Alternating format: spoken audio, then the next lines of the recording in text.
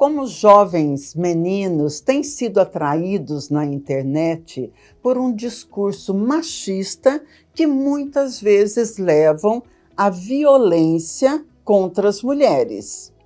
Confere comigo logo após a vinheta.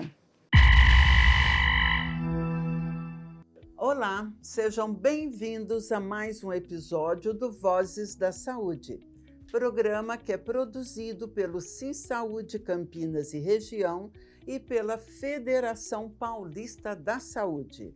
Hoje nós vamos falar como as redes sociais pervertem as mentes de muitos jovens e homens que praticam violência contra as mulheres, tanto na internet quanto na vida real. É a cultura Red Pill, que tem como base um conjunto de ideias que foram explicitadas numa minissérie chamada Adolescência. Você já viu? Para falar sobre este assunto, nós convidamos o Daniel Gostaltas, que é professor e psicanalista, é graduado em psicopatologia, psicanálise e clínica contemporânea e clínica das psicoses e das perversões. Daniel, seja muito bem-vindo ao Vozes da Saúde. Agradeço o convite e essa oportunidade de estar aqui com vocês. Nós que agradecemos. Olha, nós vamos falar de assunto muito sério, né? A gente está falando de juventude, a gente está falando de uma nova linguagem que existe no mundo atual, né? A linguagem da internet e também dos segredos que essa linguagem guarda. Eu queria perguntar para você se você tem atendido jovens que estão imersos nesse mundo digital e se eles trazem problemas. Nós atendemos bastante jovens, adolescentes e crianças, e a gente pode dizer que as crianças já estão também inseridas nesse meio digital. Esse lugar que, de alguma forma, convoca, traz eles para os relacionamentos, para as trocas, para o aprendizado e também para algumas exposições que muitas vezes são nocivas. Então nós encontramos hoje jovens na clínica que são jovens que sofrem na internet, que têm questões na internet, que têm desejos realizados na internet, ou seja, tem uma vida realmente marcada por essa conexão digital. Então, a grande maioria deles realmente está inserida no meio digital, está inserida nas redes. Quando a gente fala nesses jovens, qual que é a faixa etária que você está se referindo? Em jovens, a gente está falando entre 12 e 17 anos, essa fase dos adolescentes, essa fase que realmente movimenta muito na rede social.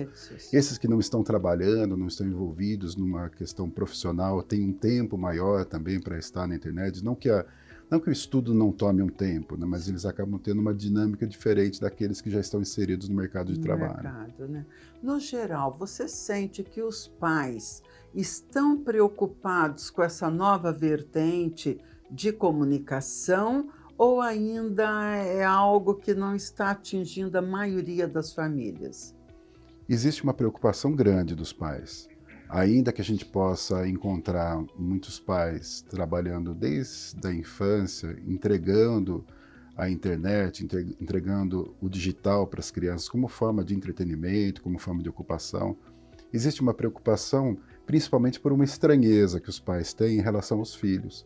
Ou seja, meu filho está aqui dentro de casa e de repente ele está usando um vocabulário diferente, ele tem um comportamento diferente, eu acho ele estranho daquilo que eu ensinei para ele. É aquele conceito de onde foi que meu filho aprendeu isso. Então existe um estranhamento dos pais em relação a esses filhos que eles sabem que estão expostos à internet. Então existe sim uma preocupação. Os pais se preocupam realmente com isso. Se preocupam inclusive com uma falta de controle, de não conseguir administrar muito a questão de controle do uso da internet. Inclusive do tempo, né, Isso. Daniel? O tempo é uma questão muito delicada, né? Porque realmente eles avançam no tempo, avançam no horário. Por mais que a gente possa ter aplicativos que controlam o tempo, o que é esse tempo? Qual é a dinâmica que ocorre nesse tempo? Qual é a intensidade dentro do próprio tempo? e às vezes, até mesmo quando criamos, né, uma série de necessidades para o uso da internet, então nós ficamos meio rendidos diante disso, né? Sim. Então existe uma preocupação muito grande. Muito grande, né? Ainda bem que os pais estão atentos, né? Mas tem muitos que não sabem o significado de termos que hoje estão ficando muito comuns, né? Estão entrando para a rotina. Então eu queria te perguntar, o que é a cultura Red Pill? Red Pill, né? Ela remete ao filme Matrix, não é isso? Isso. Então conta pra gente. A ideia, né, que surge a partir do filme, o filme traz, então, um conceito de uma realidade paralela que não era conhecida, que era desconhecida. Então, quem estava numa ilusão teria a possibilidade de encontrar uma realidade. E esse é um discurso bastante interessante, que é o discurso que coloca a gente em contato com aquilo que é oculto, com aquilo que é escondido, com aquilo que estava mascarado, e tem um lugar meio atraente, quando a gente pensa, inclusive, em formação de grupo, em formação de organização realmente de tribo, né, se a gente pode pensar dessa forma.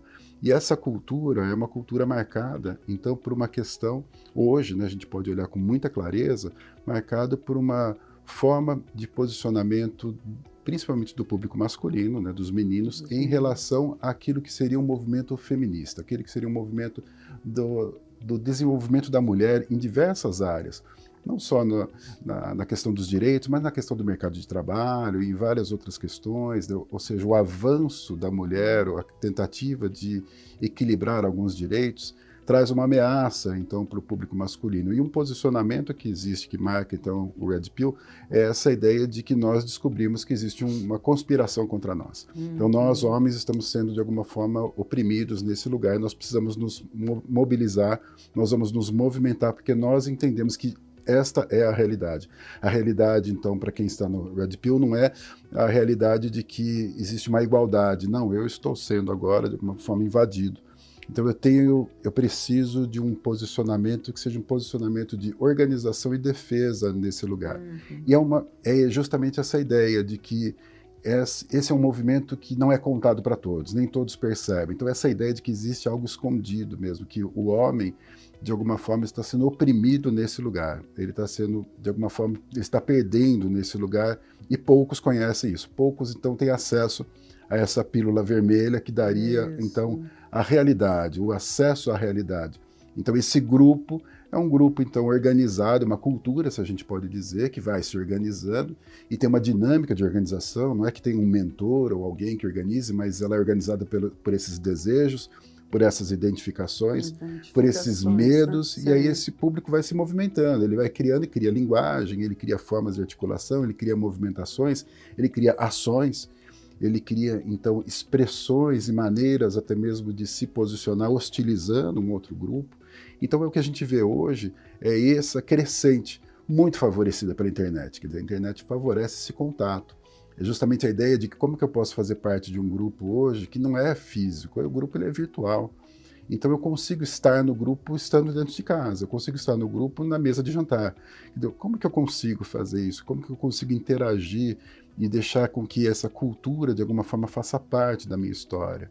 Então eu estou presente através da internet nesse lugar, que é esse lugar, como você colocou. A cultura Red Pill é essa cultura que realmente, de alguma forma, responde ao movimento do feminino e tenta, de alguma forma, se posicionar de uma forma mais agressiva. Ao mesmo tempo que a gente está falando de pessoas, de jovens, que já têm esta semente na sua mente, nós também podemos estar falando que estas pessoas estão formando novos, porque à medida que a gente fala de jovem de 12 anos entrando numa tribo, em tribos como essas, a gente não pode também pensar que eles estão sendo formados pela rede? É interessante a gente pensar que a rede, de alguma forma, ela produz esse movimento de identificação. Sim. Ou seja, se existe um desconforto para mim, eu vou procurar entender uma nomeação, uma colocação, uma identificação a respeito do meu desconforto. Isso acontece, por exemplo, quando a gente faz um diagnóstico. um diagnóstico, de alguma forma, mesmo ele sendo difícil, ele me coloca num grupo, ele me insere num grupo. Então, o fato de existir uma divulgação dessa cultura faz com que algumas questões sejam respondidas por essa cultura. E aí vem essa formação, como você disse.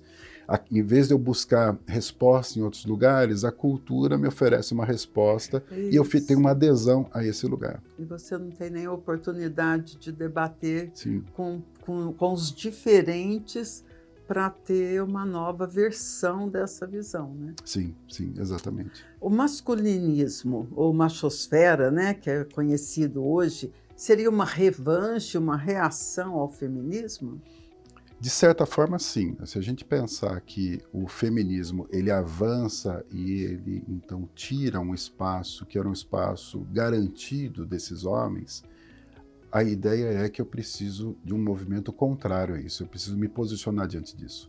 E esse movimento machosfera, também é interessante a gente pensar que, ainda que ele se volte contra o movimento feminista, ele também se volta, muitas vezes, contra alguns homens, que são aqueles que, de alguma forma, aceitam esse movimento feminista, que aceitam essa igualdade com a mulher. Com a mulher. Ou seja, quando a gente tem um grupo, uma das questões que fica muito claro é que o grupo ele é marcado pela sua borda, pelo seu limite.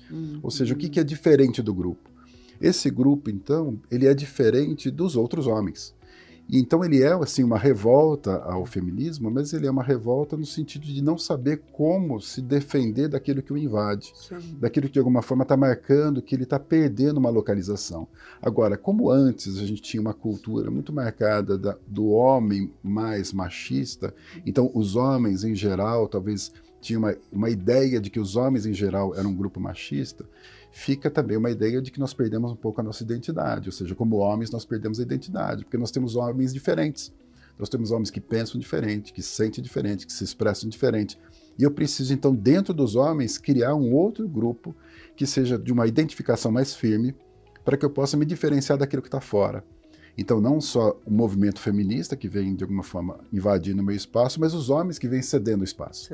Então eu preciso agora criar um lugar que é um lugar onde a gente se consolida de uma forma mais firme, numa identificação mais forte e às vezes mais violenta, mais agressiva, muito marcada pela diferença, né? Qual é a nossa diferença? E aí vem um conjunto, né, de discursos para organizar isso. Aí vem o vocabulário, a fala, as expressões que de alguma forma vão dando, né, esse contorno para o grupo e vai fazendo com que o grupo, nessa produção, inclusive de narrativas, consiga se mostrar mais coeso. Tá, então o masculinismo ele não se restringe à questão sexual com as mulheres, né? Ele passa... Ele passa por esse lugar de poder, de né? poder, né? A gente pensar que essa é uma questão que está sempre em cena, porque quando pensamos na posição masculina, é como se houvesse já uma garantia de poder. Ou seja, eu estou perdendo aquilo que eu tinha garantido. Patriarcado. Exatamente. Esse lugar está sendo desconstruído. Então eu estou perdendo isso, o que eu vou fazer? Né? E aí vem realmente dentro, é interessante pensar que dentro dos próprios homens, no grupo masculino, vai existir uma ideia de hierarquizar isso. Ou seja, quem são os melhores nesse lugar? Nós que defendemos esse espaço. Então nós temos uma distinção do restante do grupo. Então é uma questão do feminismo, mas é uma questão de poder, é uma questão de sustentar uma hierarquia, de sustentar um modelo de pensar, de sustentar um privilégio, trazer essa garantia em cena de novo. Né? Sim. Daniel, você como psicólogo assistiu aquela série dos adolescentes? Sim. Assistiu? Adolescência. Sim. Adolescência, né? Eu acho que ali existe essa subcultura, né, da internet, da questão do poder, cooptando os jovens, os meninos, com uma linguagem com ideias machistas, misóginas. Isso contribui na formação também desses jovens, ou não? Sim. Esse lugar que a internet proporciona para nós, de uma linguagem diferente, e a gente pode trazer isso para a grande maioria das pessoas que faz uso de rede social. Sim. É difícil quem não faça uso de uma rede social, nem que seja para comunicação, como um WhatsApp, alguma coisa assim. Ou seja, ali a gente tem uma linguagem diferente. E naquela linguagem, a gente tem, inclusive, quando você lê uma mensagem de uma outra pessoa, você, de alguma forma, julga a mensagem da outra pessoa, julga, às vezes, a pessoa. Ah, essa pessoa, olha como ela dá risada, como que ela posiciona, onde ela pontua. A gente começa a trabalhar nos mínimos detalhes que não está verbalizado, mas está digitado, e aquilo precisa trazer uma representação.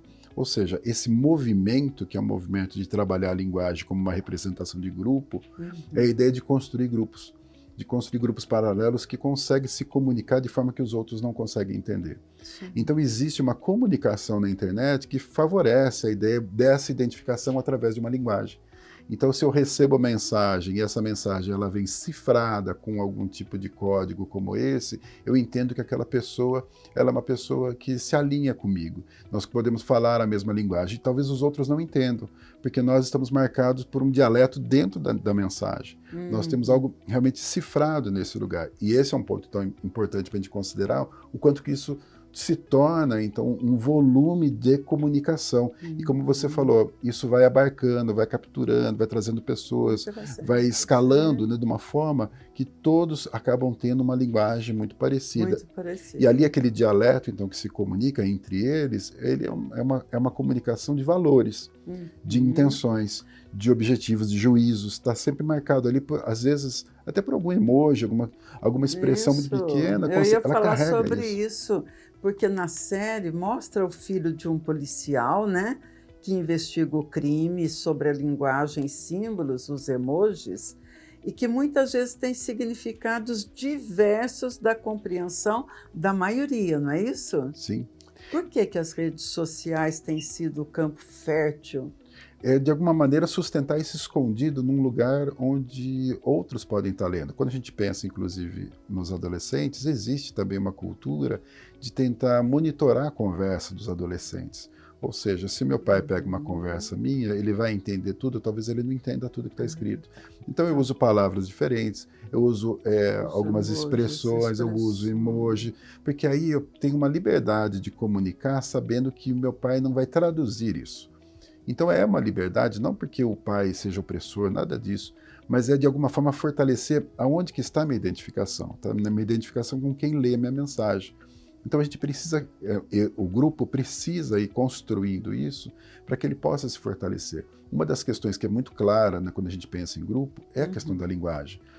Seja a ideia de a gente pensar os próprios dialetos, as línguas dos países, dos povos, ou até mesmo quando a gente vai pensar aquilo que é comum de um determinado grupo, as gírias de um grupo, as formas de expressão de um grupo, que mostra que aquele grupo tem uma identidade marcada pela linguagem.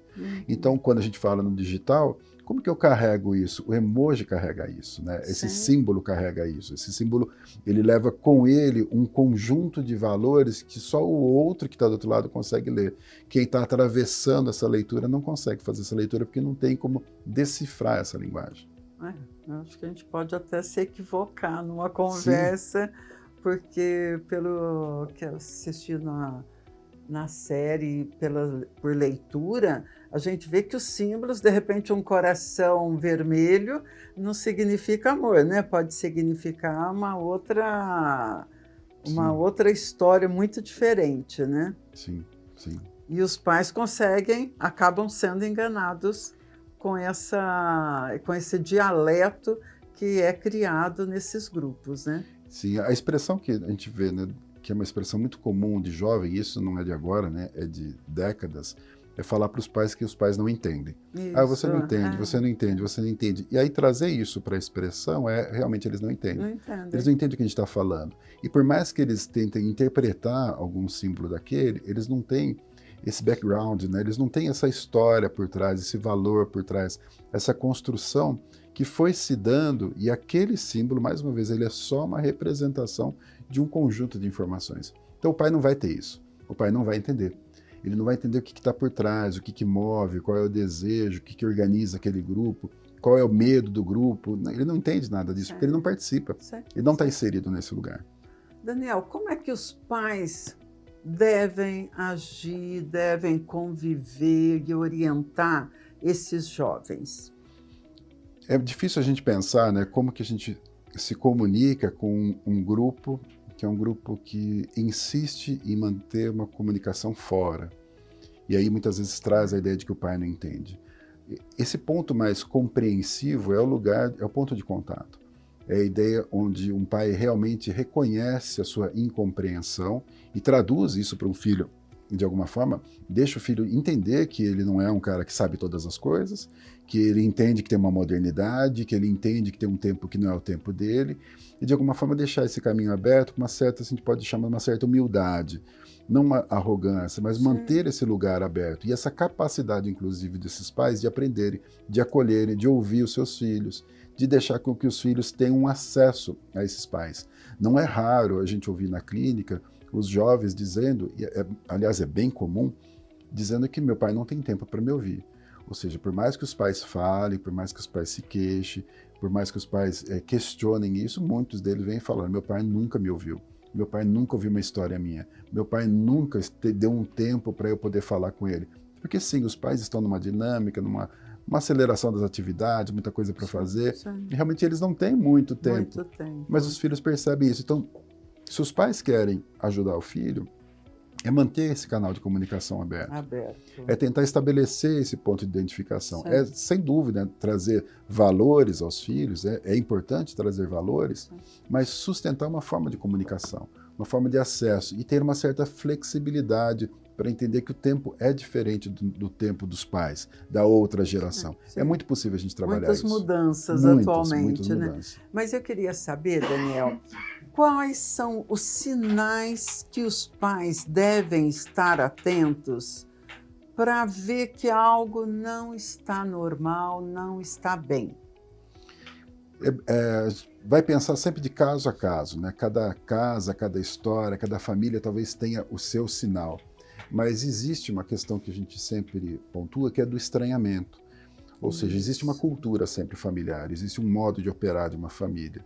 E aquele filho que, de alguma maneira, se ausenta do convívio familiar e tem comportamentos que são comportamentos estranhos, é porque ele está, sem dúvida, inserido numa outra cultura. E aquilo pode ser uma cultura até mesmo positiva, ou seja, ele pode estar estudando, pode estar trocando com os amigos, tendo relacionamentos. A gente sabe que a pandemia proporcionou isso, né? Esse afastamento e uma tentativa da gente, na distância física, criar laços ainda. Eles são fruto desse tempo também.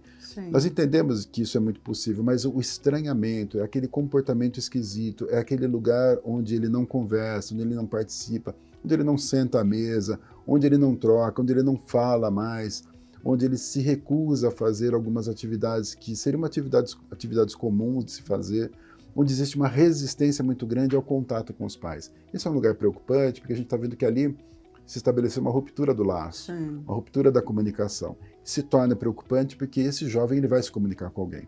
Ele vai estabelecer um laço com alguém, um contato com alguém. E muitas vezes isso pode se tornar uma questão mais delicada e até mesmo perigosa. Sim. Você falou perigosa, me remeteu àqueles jovens adolescentes que, entre eles, nos grupos, incentivava o suicídio. Você lembra desse caso, né? Sim. Isso já faz parte de que cultura, o que é que está acontecendo com essas crianças? Então, a ideia de...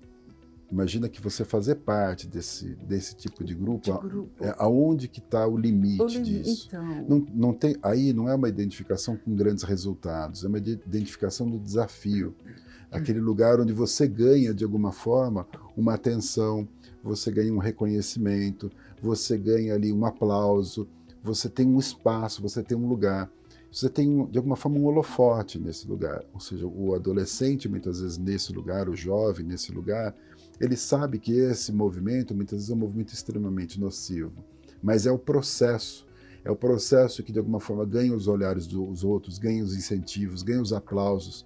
Quando a gente vê esse lugar que incentiva, inclusive, movimentos como o do próprio suicídio, existe, de alguma maneira, um olhar que acompanha, uma atenção que acompanha, que ele não encontra em outro lugar.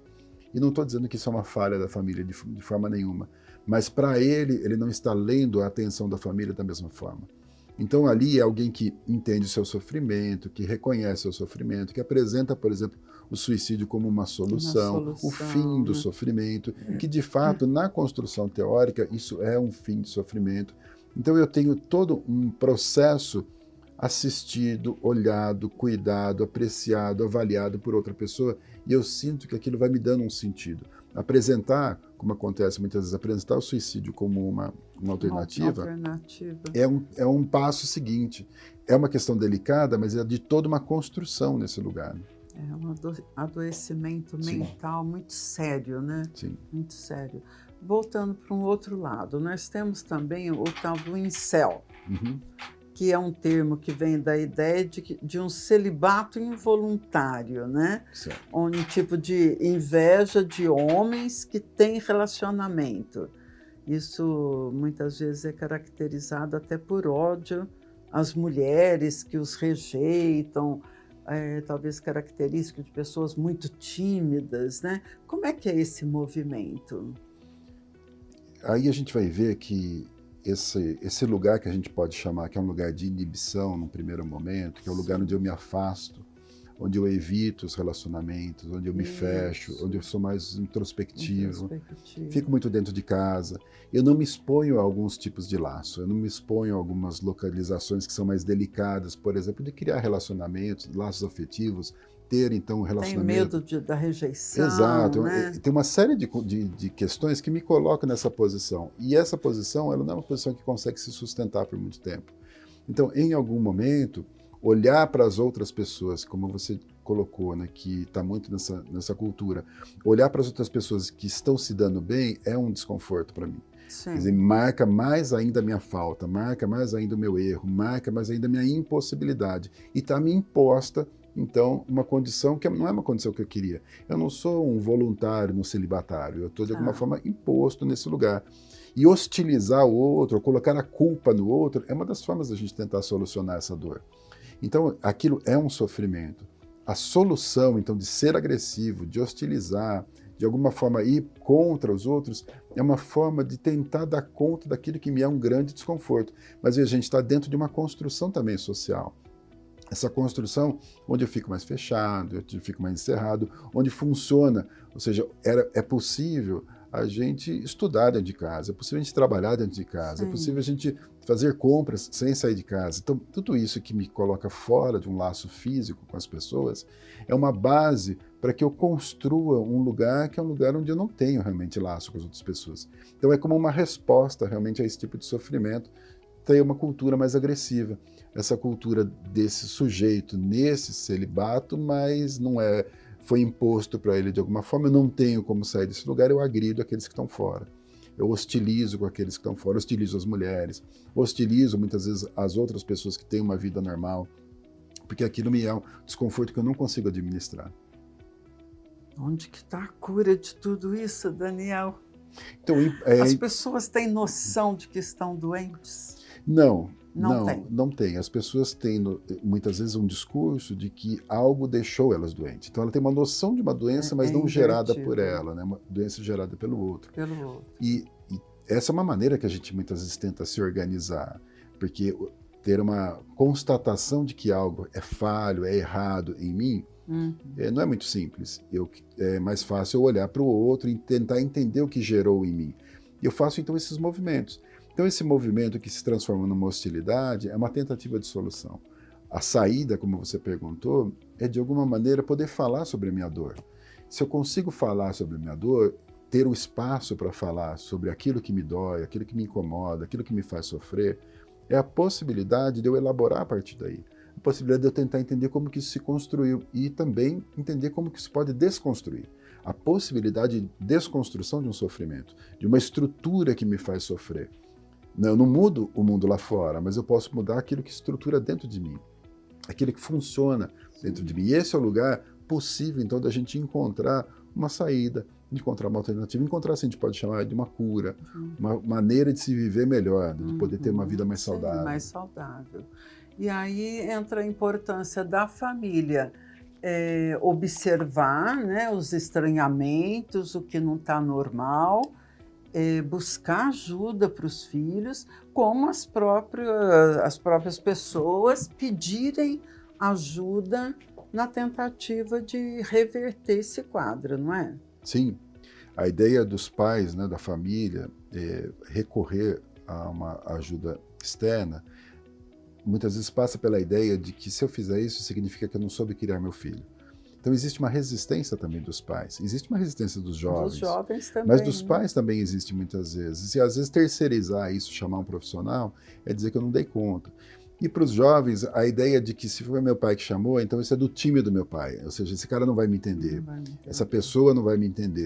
E poder estabelecer esse lugar de fala, que às vezes ele não conseguiu encontrar dentro de casa, e às vezes não consegue nem em alguns grupos, é tentar trazer para ele a possibilidade dele falar sobre aquilo que ele nunca falou, porque nunca teve chance de falar, porque nunca teve tempo, nunca teve oportunidade. Então, por exemplo, uma sessão em que o jovem pode falar dos seus problemas, não é falar alguma coisa que ele já falou para os amigos, às vezes é falar aquilo que ele não fala para ninguém. Sim. Então é essa construção desse espaço como um espaço confiável, como um espaço dedicado à fala desse paciente.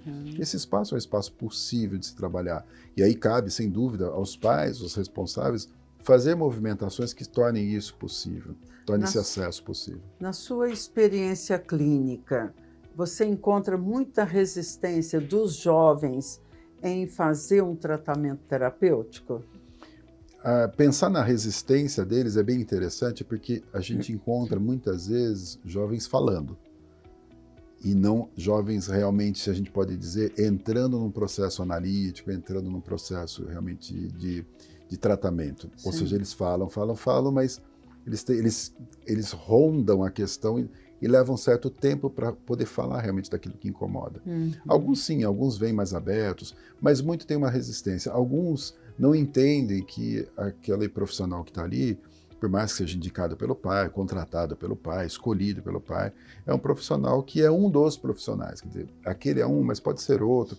Esses lugares, esses conceitos, a gente pode dizer que são conceitos que antecedem uma análise, um processo de terapia, são conceitos que a gente precisa trabalhar para que o jovem possa se sentir à vontade.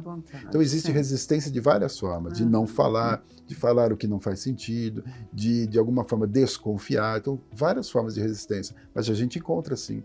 A gente encontra porque ali não é o ambiente deles, ali não é o grupo deles. Ali definitivamente não é o grupo. Eles vão formar talvez um laço realmente com esse profissional, mas é um laço novo, é um laço para estabelecer uma confiança, para poder ter, então, uma troca bastante positiva. Né? Então é um tempo também nesse processo. E os resultados são positivos? São positivos. Os resultados sempre são positivos. É interessante a gente pensar que quando a gente olha para um percurso analítico, a gente tem a ideia de um percurso às vezes longo, às vezes eu tenho pessoas que estão comigo há 4, 5 anos, então às vezes é um percurso mais longo, mas quando a gente pensa, né, que existe um ganho muitas vezes no primeiro encontro, mesmo que esse ganho não seja um ganho que vai produzir grandes resultados, mas ele é um ganho às vezes que o paciente, o jovem sai dali realmente com algo positivo. Então existe ganho desde o primeiro encontro. Não, mais uma vez, muitos ganhos eles vão vir a longo prazo, mas essa possibilidade do ganho e de se haver com aquele pequeno ganho, com aquele lugar, com aquela conquista, é muito importante. É muito importante. Então isso faz muita diferença no percurso deles. Tá bom. Daniel, nós vamos apresentar para você uma pergunta do público. Esta pergunta vai ser feita pela jornalista Catarina Bicudo. Vamos ouvi-la.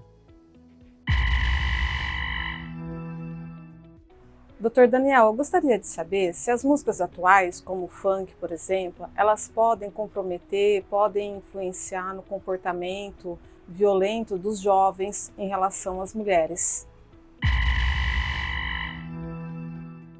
Quando a gente pensa nas músicas, é importante a gente considerar a música como uma expressão de cultura.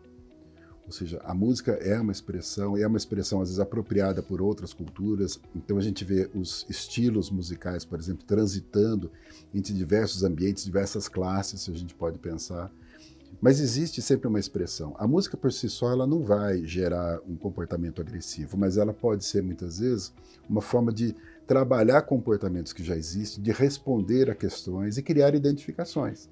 Então, de alguma forma, é possível que algumas músicas favoreçam aquilo que já está num certo movimento. Ela não gera, mas ela favorece aquilo que de alguma forma já está movimentando, porque cria-se uma identificação. Traz um vocabulário novo, traz uma forma de expressão nova, traz uma identificação. Uma identificação do grupo. Sim, porque se aquele cantor, aquela verdade. cantora fala isso e é uma coisa que eu penso, então eu estou validado no meu pensamento, na minha fala. Então eu começo a trazer isso de uma forma talvez um pouco mais agressiva quando a gente pensa em algum tipo de música agressiva, né? Tá. Então esse lugar é possível se trabalhar, entender que a música pode favorecer nesse sentido, não gerar, mas favorecer algum tipo de identificação. A orientação seria, então, que os pais ficassem atentos a outros sinais, observassem mais o comportamento do filho, né? Sim. Sim, inclusive quando a gente fala da questão musical, eu acho que é bastante delicado a gente trazer alguns rótulos, né, que uma ou outra música ou estilo musical seja pior. Porque dentro de todos os estilos, né, tem várias formas de expressão. Sim. Então a gente tentar entender e até mesmo acolher aquilo que o jovem traz e também entender como que o estilo musical funciona para aquele jovem na comunicação dentro de casa. Então, por exemplo, tem um ritmo como o funk, que é um ritmo os pais não gostam, eles são avessos, eles rejeitam, e aquele jovem está querendo colocar aquela música dentro do carro, quando está a família toda, o que ele está querendo fazer com aquilo? Então, entender que a ideia não é simplesmente rebater, rejeitar, mas é tentar entender o que é essa comunicação e tentativa de fazer os pais participarem disso. Então, fazer uma leitura, que não é uma leitura somente da música pela música, ou do ritmo pelo ritmo, mas tentar entender que tem uma movimentação subjetiva por trás disso. Então, a gente acolher realmente isso e trabalhar com isso. Para nós, isso é conteúdo de análise, sempre é, para a gente poder trabalhar junto com isso, né? Não basta, não é só falar, não suporta isso, a esse ideia estilo de não é música, rotular também, não é rotular, sem né? dúvida, questões das músicas, existem músicas que são com um estilo mais violento, mais sexualizado, a gente sabe que tem isso, mas o que representa isso para um jovem que acha que, por exemplo, com a música, ele vai falar em casa, através da canção, aquilo que ele não pode falar na conversa. Uma vez que não é ele que está falando, é o cara que está falando, ou seja, é esse que eu coloquei na televisão, eu coloquei no Spotify, então ele que está falando, não sou eu só estou repetindo o que ele está falando. Sim. Então é esse lugar onde eu tento ter uma possibilidade de fala que eu não tenho dentro de casa. É um caso importante para trabalhar. Olhar caso a caso, porque cada um vai ter realmente uma questão. Tá, são tantas as questões para a gente conversar, mas eu vou puxar mais uma pergunta do público. Agora a pergunta é da Márcia Abou, que é uma técnica em enfermagem. Oi, Daniel, tudo bem? Meu nome é Márcia, eu tenho uma filha de 12 anos, super ativa, e a gente já faz o controle das redes sociais, não deixa, ela tem só o WhatsApp e TikTok, e olhe lá. E eu sempre estou em cima, estou de olho, estou vendo o que está acontecendo. E o que mais a gente pode fazer para estar cuidando, prevenindo, impedindo que algo mais grave possa acontecer através das redes sociais, com uma menina tão imperativa, entre outras crianças que estão na mesma situação? Esse lugar que é um lugar difícil da gente colocar barreiras e filtros, né? Quando há umas gerações atrás, a gente dizia, olha, o filho meu não vai sair de casa, então ele está protegido. Hoje não tem como, por causa das redes sociais. Quais são os filtros que a gente vai colocar efetivamente? Uma das questões importantes para considerar é a conscientização, mesmo de uma jovem de 12 anos. Se conscientizar de que existe realmente uma cultura agressiva, que não é nenhuma novidade para elas, mas trabalhar isso num lugar de fácil comunicação com os pais apresentar, dizer o que é, e de alguma forma trazer alertas. Porque é muito mais fácil que você ensine para ele, né, o que realmente seria essas questões de ameaça, para que ele possa identificar, porque você não consegue estar em todos os contatos. Sim. Você não consegue olhar todas as comunicações. Então, trabalhar essa conscientização é muito mais importante. E a ideia não é também aterrorizar uma jovem de 12 anos, mas o quanto mais você conseguir estabelecer esse lugar de transição, de fala, é importante. Lógico, uma menina de 12 anos, ela vai ter a privacidade dela, ela vai construir um espaço que é só dela, um espaço que os pais não vão participar. Então, nesse lugar... E que também é importante, é saudável, né, Daniel? É saudável, precisa realmente acontecer. Sim. Então, se a gente não trabalhar no nível de conscientização, não adianta. É lógico que, como ela fez, ela escolheu alguns aplicativos que ela supõe que é mais fácil de administrar. E talvez ela esteja certa nessa escolha. Fazer movimentações nesse sentido. Aquilo que expõe demais, aquilo que não tem controle, aquilo que não tem muita política. Vamos tentar trabalhar naquilo que é mais saudável. Ok. Vou tentar monitorar? Talvez seja uma alternativa. Sim. Mas a ideia é tentar muito mais conscientizar e ter momentos onde você pode fazer trocas e trazer uma elaboração sobre questões como essa, uma parte de instrução, de conscientização dos filhos. Eles são muito maduros, né, no sentido de conscientização. Eles podem não ser maduros em várias outras questões, mas eles têm muito acesso a informações e o terreno é muito fértil. Então, quando a gente leva uma informação para um jovem, essa informação ela produz resultado. Sim. Se a gente conseguir comunicar bem, semear bem nesse terreno, ele vai produzir fruto. A base ainda é o diálogo, né? Ainda é o diálogo, não tem outra forma. Porque a gente vai ver que, inclusive, os escapes são até mesmo através de outros diálogos. De outros diálogos, né? Sim. Ainda que não saudáveis, Exato, né? exatamente. A gente pode relacionar uma cultura de estupro, feminicídio, como a gente tem visto muito atualmente, né? Porque tem crescido muito essa questão na sociedade, e entre também os jovens, a essa cultura Red Pill? Você acha que... A gente tem hoje, né, uma hostilidade muito diferenciada, né? A gente percebe isso, né? Sim. Que de alguma maneira esse lugar, essa cultura do estupro, esse lugar de transformar, não que a mulher não tenha sido transformada em objeto em muitos outros discursos, mas nesses acordos, ou seja, estupro coletivo, esses lugares onde existe uma movimentação veja, que tem um grupo realmente atuando nesse lugar. E às vezes a gente, não é, mais uma vez, não é um grupo organizado por um mestre, por um mentor, mas é organizado por um valor, por uma demanda, por um discurso. E os membros que de alguma forma estão inseridos nisso, eles também têm as suas atuações individuais.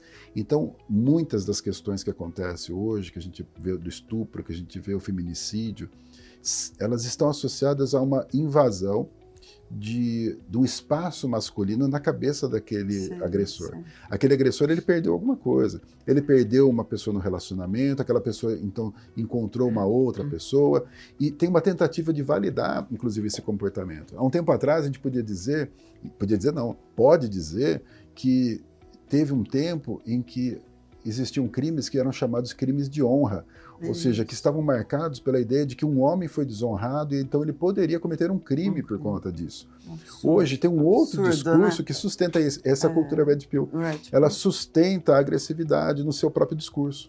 Então essa narrativa Red Pill, ele sustenta a ideia de eu poder me vingar, de eu poder me levantar contra, do feminicídio, do estupro. É onde eu marco que eu estou defendendo o meu território, eu não estou atacando ninguém, eu só estou me defendendo. Então tem uma cultura por trás, né, que movimenta com esse discurso. Então seja no grupo que opera e seja nos indivíduos do grupo que operam então individualmente. Essa nova geração vive na internet, nos chats, nos jogos, né? Como que a mãe trabalhadora, que muitas vezes trabalha, fica 8, 10 horas fora de casa, muitas vezes na área da saúde, trabalha em turnos diferentes, pode criar filhos, homens, sadios, saudáveis mentalmente? A ideia de que a gente não consegue realmente estar em todos os lugares, não consegue mais cuidar dos filhos num tempo integral, que a gente vai deixar os nossos filhos à mercê de alguma exposição, é uma ideia muito real. Ou seja, não tem como a gente evitar isso, principalmente profissionais na área de saúde, que a gente sabe a dinâmica da área de saúde. Então, os filhos vão ficar expostos. A ideia é trabalhar ainda na dimensão da conscientização. É a ideia de criar atividades saudáveis, estimular atividades saudáveis, valorizar a posição dos nossos filhos. Uma coisa que captura muitas vezes os jovens é a ideia do reconhecimento. Ou seja, se eu não tenho reconhecimento em casa e alguém me dá um reconhecimento, isso ganha um espaço muito grande para mim. Com certeza. Então, trabalhar essa questão, que é uma questão, eu sei que falta tempo, a gente não tem energia para tudo isso, mas trabalhar essa ideia de um reconhecimento, de uma validação, de uma aproximação, de um cuidado, tudo isso é muito importante, que vai acontecer no tempo que a gente está junto. Agora, o tempo que a gente está distante, que a gente está fora, a gente supõe que isso esteja produzindo algum efeito. E essa é uma tentativa, criar alternativas de atividade, que não sejam atividades dadas somente pelo desejo dos jovens, fazer o que quer, Sim. mas criar outras atividades é importante. Não atividades somente exaustivas, atividades somente de estudo, mas outras atividades que envolvam, por exemplo, sair um pouco da rede social. A ideia, né, que hoje a gente tem uma movimentação muito interessante esportiva, de esporte coletivo, que vem crescendo, né? A gente vê isso dentro das lutas, das artes marciais, a gente vê dentro do vôlei, o vôlei vem crescendo de uma forma muito grande. O que é isso? É a possibilidade da gente estar em lugares com outros tipos de contato físico, trocas pessoais. Então, estimular esses outros movimentos é importante. A gente não tira o jovem da rede social. Ou seja, eles nasceram nesse lugar. Né? Nós somos migrantes digitais, eles são nativos digitais, eles nasceram inseridos nisso. Não dá para simplesmente tirar, não tem como impedir. Eles vão viver nesse lugar. Esse lugar é o lugar deles. A ideia é conseguir trabalhar de uma forma saudável nesse lugar. Né? Sim. Muito bem, hoje eu conversei com Daniel Gostaltas, que é psicanalista, né? E que trouxe informações riquíssimas para os pais, para os jovens, para toda a sociedade, de como que a gente pode conviver bem, não é, André? Daniel, desculpa, conviver bem com as novas tecnologias, conviver de forma saudável, mas preservando o relacionamento interno, familiar, com os amigos no mesmo nível, né? Eu gostaria que você deixasse uma mensagem para os nossos seguidores. É importante a gente considerar que a gente está sempre num processo de transição. Ou seja, a gente nunca está finalizado num processo, numa cultura, a gente está sempre em movimento. O que nós temos hoje é uma movimentação muito rápida, muito acelerada. Então nós que somos pais, nós que somos cuidadores, nós que somos profissionais na área de saúde, entender que existe essa dinâmica e se abrir para essa dinâmica é muito importante. A ideia de que exige hoje formas de relacionamento diferentes de um tempo anterior. E nós precisamos nos atualizar nesse sentido. Precisamos estar abertos para esse movimento. A ideia não é jogar tudo fora do que foi feito antes, mas tentar fazer movimentos de atualização. Movimentos onde a gente atualiza justamente com essa nova geração. A gente dá espaço para eles. Aí sim tem um lugar saudável para a gente. Muito obrigada. E muito obrigada a você que nos acompanhou até agora. Não esqueça de compartilhar este programa com os seus amigos, com os seus familiares, com seus filhos. Vamos levar essa mensagem a todos quantos a gente puder alcançar. Combinado? E não se esqueça também de seguir o Sim Saúde Campinas no YouTube, acionar o sininho para saber as novidades do programa. E até a próxima com os agradecimentos ao Bruno Nunes, que cuidou da direção audiovisual. O roteiro foi feito pelo Gil Carias e a produção é do Davi Meirelles. Muito obrigada e até a próxima.